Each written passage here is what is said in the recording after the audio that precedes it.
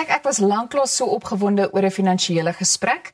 Elizay Kutse van Everest Advisory Services is vanoggend hier om vir ons te vertel hoe 'n finansiële beplanner se perspektief lyk of hoe hulle die lewe benader. So welkom terug, Elizay. Lekker om weer terug te wees. En ek dink dit is 'n ander soort gesprek vandag, maar ek's baie nuuskierig.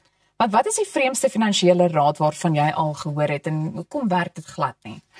Ja, so een van die vreemde dinge wat ek eintlik baie hoor, dit gebeur net seker ja, dit gebeur vir my verskriklik baie waar mense vir my sê hulle gaan hulle geld trek en onder die matras bære.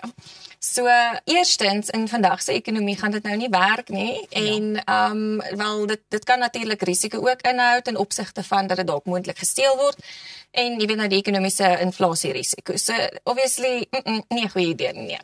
Nou, as geld 'n persoon was, hoe sou jy geld beskryf? As 'n drama queen of 'n stil introvert? So daar sou ek sê definitief 'n drama queen, want ek meen dis op en af en dit is de mekaar en daar's vreeslike moods wat rondgesaai word. Die een ding is wat ek dalk wil uitlig daar is as jy dit verkeerd hanteer en nie respekteer nie, dan gaan jy dalk in die moeilikheid beland. Maar as jy dit respekteer en goed belê natuurlik, kan dit vir jou baie beteken. So pas dit mooi op, dis soos 'n vrou. Goeie raad. Nou ons hoor gereeld van die sogenaamde guilty pleasure. Ja. So as jy iets moes uitsonder wat jy graag koop wat nie in 'n begroting pas nie, wat sou dit wees? Een van die dinge waarop ek nie noodwendig sny nie, is 'n baie goeie koppie koffie. En dit is natuurlik, as jy by 'n koffiewinkel instap, jy kan sommer sien deur die masjien wat hulle gebruik, gaan dit lekker wees of gaan dit nie lekker wees nie. Sure. Die ander ding is, mense wat my ken sal byvoorbeeld vir my sê, jy ken jou nie as 'n koffiedrinker nie, maar dis omdat ek net goeie koffie drink. So daar sal ek sê, bestel dalk vir jou een koppie goeie koffie 'n dag of maak dalk vir jou by die huis 'n goeie koppie koffie, maar dit is een van die guilty pleasures. So om jou dag reg te begin is baie belangrik. Wel, ek wil net vir 'n oomblik daarby stil staan, net vir ingeval jy dit dan nou nie geweet het nie. Hier hoor jy dit eerste, Elizay Kutse is 'n koffiesnob. So wat is jou persoonlike life hack om nie te veel op koffie te spandeer nie? My man het so 'n paar jaar terug vir ons 'n ordentlike koffiemasjien gekoop en ons het op 'n stadium het ek 'n bietjie navraag gedoen by ons barista by ons werk om my net so 'n bietjie te wys wat se tips en die tricks en goedjies en daar het ek beginne die lekkerste koffie maak. So daar's 'n redelike chemiese ding aan die gang van bean to cup en dat jy nie noodwendig klaar gemaalde koffie moet koop nie. En op die einde van die dag werk dit jou baie goedkoop uit as jy 'n goeie pak bone koop. Kan jy dalk verseker baie spaar op goeie koffie natuurlik. So ek spandeer geld op 'n goeie pak bone en werk jy omtrent seker so sê maar 5 koffie se prys uit. So dis definitief nie te werd waar jy byvoorbeeld 20 of 30 koppies koffies kan maak en wat baie lekkerder is. So ja. Nee, kyk, jy het al jou sommetjies gedoen. 'n Belangriker finansiële gesprek hier op Goeiemôre Good Morning gaan 'n mens nie kry nie. Ja. Maar as jy 'n superkrag kon hê om mense se finansies te verbeter, wat sou dit wees?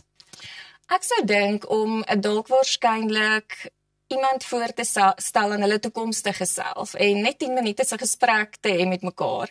Want jy sal gou agterkom dat jy dalk waarskynlik jou lewe sou bietjie verander of bietjie meer neig om bietjie meer te spaar of 'n finansiële besluit te neem op 'n ander manier. So dis definitief een van die superkragte wat ek dalk waarskynlik sou wil hê, ja. En wat is die snaakste ding wat iemand al vir jou gesê het oor iets soos aftrede? Ek gaan werk tot ek 80 is of ek gaan nooit ophou werk nie en die ander ding is ek gaan die lotto wen. So, jy weet, die statistiek bewys dat jy weet, daar's 'n groter kans dat jy deur 'n kokosneut doodgeval gaan word as wat jy die lotto wen. So ek dink daai opsie is 'n goeie opsie om te oorweeg of dink dat dit dalk gaan gebeur nie. Ja. Ek sê nie moenie speel nie, dis dalk nog steeds jy daar staan nog steeds 'n kans, maar ek dink kry finansiële raad in man, dis mos nou baie meer algemeen en beplan. Ek meen as jy nie weet nie, dan weet jy nie, so beplan en kry jy dinge in orde definitief. Nou as jy 'n finansiële term of begrip moes hernoem om dit lekkerder te laat klink, watter een sou dit wees, want ek is seker of van daar is 'n hele paar. Ja nee, definitief. So een van die woorde wat ek niks van hou nie is begroting. Ek sal dit dalk eerder 'n spandeerfonds wil noem. Want dit klink net bietjie lekkerder en nie meer so styf nie. Dis presies wat dit is, 'n spandeerfonds. So ja, dis een van die woorde. En as jy 'n film oor geld kon maak, wat sou die titel wees En wie sou deel van die rolverdeling gewees het? Ja, ek het al baie gedink aan so iets. So ek sal die titel maak, meer rand, minder sent. En ek het gedink die hoofkarakter sal iemand wees soos Margot Robbie, wat sag is maar sterk is en met 'n finansiële sakrekenaar. Sjoe, interessant. En wat is die een ding wat jy wens mense moet ophou doen met hulle geld en hoekom? Jy weet, dit is 'n vraag wat eintlik nogal hartseer is, want baie mense neem emosionele besluite. Jy weet, as dit kom by kinders se speelgoed byvoorbeeld, as dit kom by klere, as dit kom by iets wat nie werklik in waarde groei nie. Ek sou sê belê in kundigheid, belê in wysheid, belê in iets wat jou gaan meer inkomste waarskynlik gee of jou beter besluite laat neem op die einde van die dag. Belê in jouself eerder as wat jy in 'n tipe van 'n image belê of 'n tipe van 'n trend belê. So ja, dis maar dit. Net voordat ons aanbeweeg, want baie mense sal soms wonder, ja, maar op watter ouderdom is dit nou nodig om daarmee te begin, om in myself te belê? Wat sê jy dan vir so iemand sê? Wanneer jy 'n eerste inkomste verdien, is dit eintlik baie belangrik om dan al goeie gewoontes te skep. So ons het al hierdie gesprek gehad. So jy weet, ouers moet baie gou-gou met hulle kinders begin praat oor finansiële beplanning. Dit gebeur nie sommer nie, want dit is amper 'n taboe saak. Niemand mag weet wat in die pa of die ma se geldsaake aangaan nie, want daar's dalk iets snaaks wat hulle dalk gedoen het, daar's dalk foute wat hulle gemaak het. Jou kinders kan daarbey leer. So neem kennis in en deel dit met jou kinders en maak seker hulle verstaan hoeveel hulle kan spaar, wat se belastingvoordele daar kan wees. As jy dan nie die kennis het om dit te deel nie, win iemand in.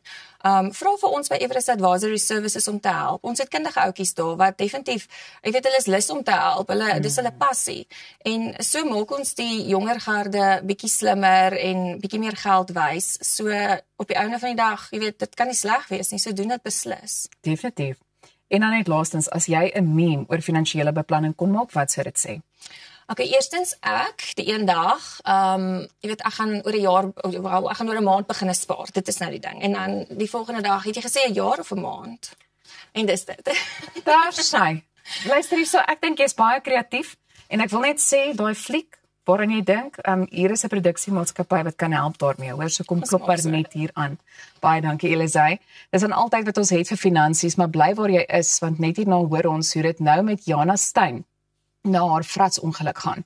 Is ingeskakel by Goeiemôre, Good Morning.